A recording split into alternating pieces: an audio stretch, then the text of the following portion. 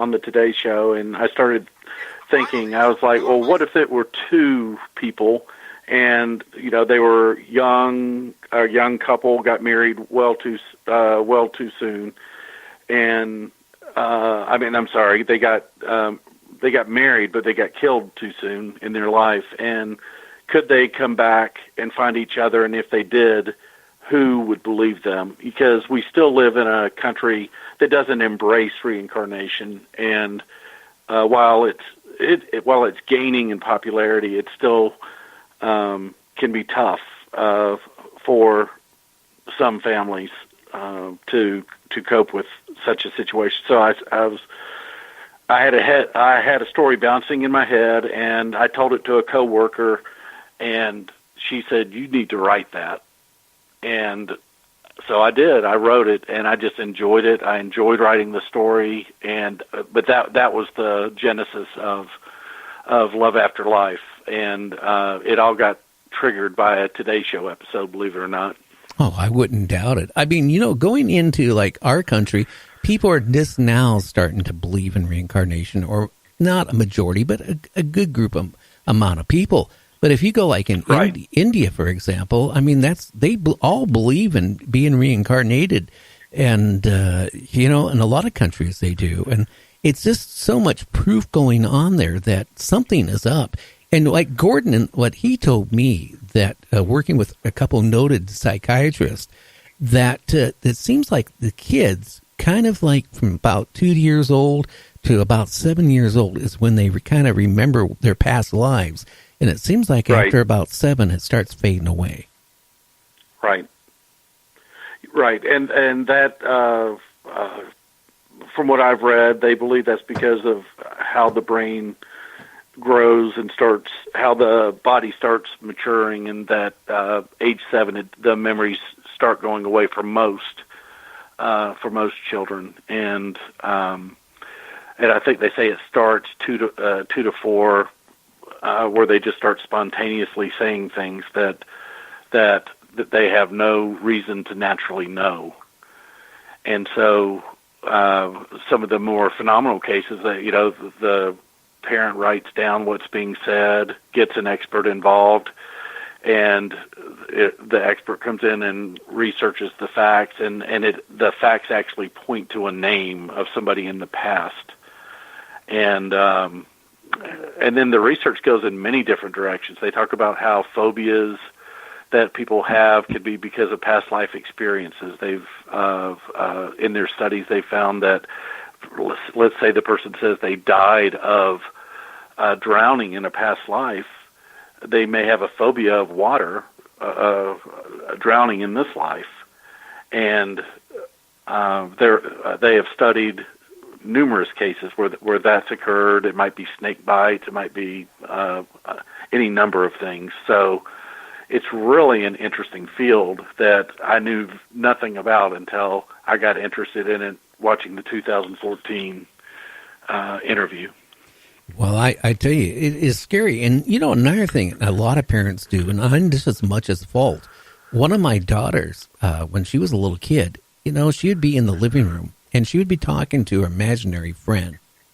And, I would, keep telling her there's nobody there, it's nobody there. But, we had a couple cats, and they would be sitting in their room, and whatever she was, they were like, when my daughter was talking to her imaginary friend, the cats were so obsessed with looking at a certain area and following something that was not there. I didn't even think anything about that, too, after I talked to Gordon, and I started realizing, when she was talking to her imaginary friend, might not have been imaginary, that she might have been talking to a garden or angel or something, and it, I think a lot of parents, when they see their kids talking about a past life or talking to a playmate that's not there, the first thing they do is sit their kid down and say, it's nobody there. Don't talk that way. Right. And I think that's one of the difficulties of studying these children in the United States. If you get in that situation, the children feel like they can't share the information because it won't be accepted by the parents.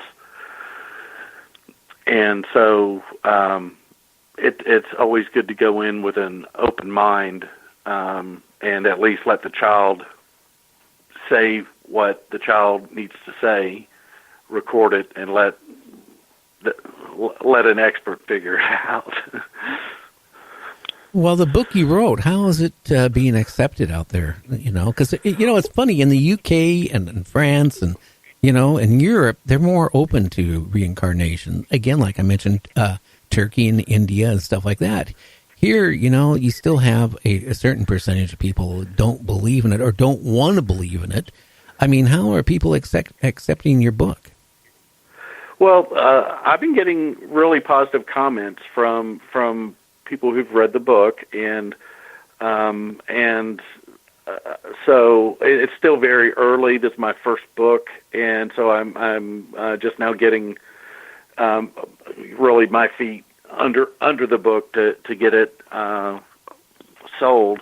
But it's actually from comments I've been getting, the reviews that I've seen, the readers have been pleased with the story.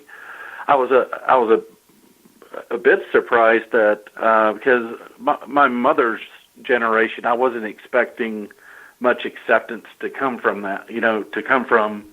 Because my mother, she's 80, and but I found that people that she has gone around and talked to and who have read it, and they have really accepted the book too, and which I'm really pleased about. I just need to get the word out there that the book's out there more. It's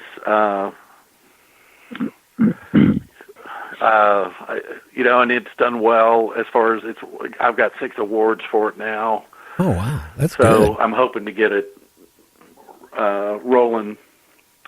I'd say off the shelves. How about the virtual shelves now? Amazon and all those. Okay. Now, is it do you have a website where they can also order it, out of curiosity? Yes, I do have a website, www.richardsieg.com, and on there I talk about the book. I talk about the inspiration for the book in more detail. I have links to various studies and articles about children claiming past life and past life regression. Dr. Brian Weiss does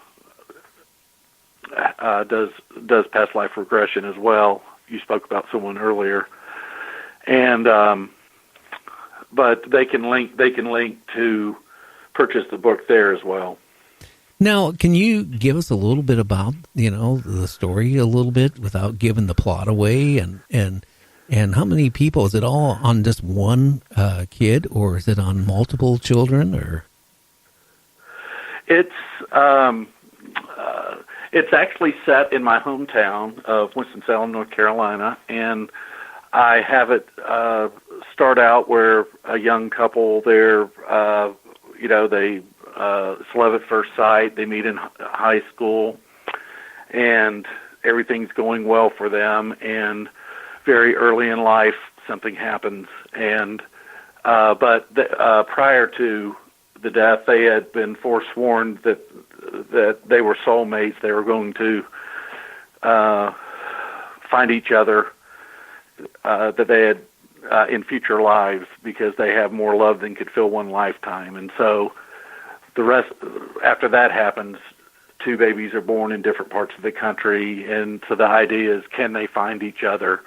And if they do, who will believe them? And I do really explore the idea of these children growing up in American families where reincarnation is not readily embraced, and I deal with that as they are growing up, the 2 children.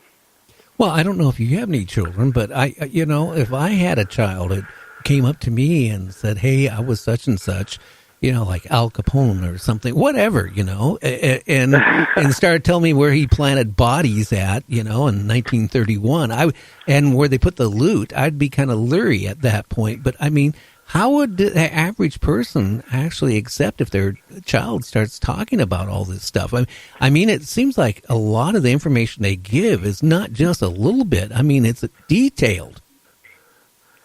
Right, and I mean that's a great point. I mean, I think I do have children. I have two boys, and if they had done that, I wouldn't have said they couldn't say it, but I probably wouldn't have acknowledged it or when they were young. But and I've had actually a relative who's told me that their child said some things that they about things in the past that they should not have known, and there was no way for them to know it, but it was all accurate. And at the time, she just dealt with it the same way I probably would have, just kind of just dismissed it and moved on.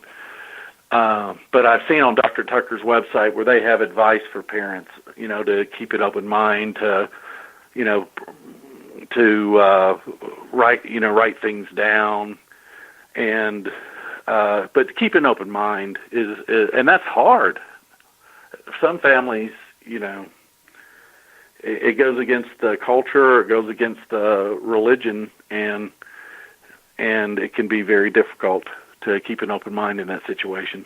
Well, in some situations, the parents, at first, okay, well, they have a good imagination. But when the kids start saying about, well, again, I was Al Capone, we planted silver, and this farm, such and such, miles from such and such, and all this stuff keeps going on, detail after detail after detail, then, some parents, I hate to say it, would start thinking their child has a mental issue. Right. It's way past the imagination part, but to the point where it's now unhealthy. They're making stuff up. And some of this information I've been reading about, past lives, these kids are the information they come up with. There's no way at that age they could find that information. Going back even to that kid that claimed that he was a fighter pilot during World War II. I mean, he knew some of his best friends by the pictures, by being able to point them out and knew their names. He knew what flight group he was in. He knew how his plane got shot down. It was just so many, and how he died in flames. It was like all this stuff, it matched like 100%. And I like the way Dr. Tucker said it in an interview I saw. He said, you can't just listen to what what this interview that we just have and say that what the boy's saying is a lie, that it's wrong, because you can't summarily dismiss it, because he knows things he would not naturally know. And I think that's exactly what you're saying, that they just know these things that there's no other way for them to know. And then you combine that research with near-death experience research and anomalous healing and some other research that's out there. And I mean, you begin to wonder, how does the universe really work? We've been taught one thing. How does it really work? Well, like I said, I never believed in reincarnation, after I had Gordon on, and then after I had that Right. detective on, and then I had actually a psychiatrist on, too, that did regressions, and he was telling me some cases that, again, too, he would take the information from the client, right? And then he would have it checked out, and when it started matching is when he believed that the people are being reincarnated and they are coming back. Again, it seems I would say about 90% of the people, it seems to be, again, between like 3-4 years old to about 7 years old, and then they start losing it. Now, I think they're losing a lot of it because, let's face it, a lot of parents, if you have a child, like I said earlier, it starts saying, I was Jane Doe and I used to rob banks, or I used to, rob trains, or I was a famous doctor. You know what? You're going to go, Then after a while, you're going to start thinking, kid has a problem, more than a normal imagination. But these kids seem to know so much, and it all, let's face it, for example, if I was never in the Air Force, Army Air Force or whatever during that time frame, never been in the military, okay, the kid's 4 years old. How would he know a lot about the stuff about military? especially airplanes and how they, in the battalions and the flight groups and all this stuff. He wouldn't know. And then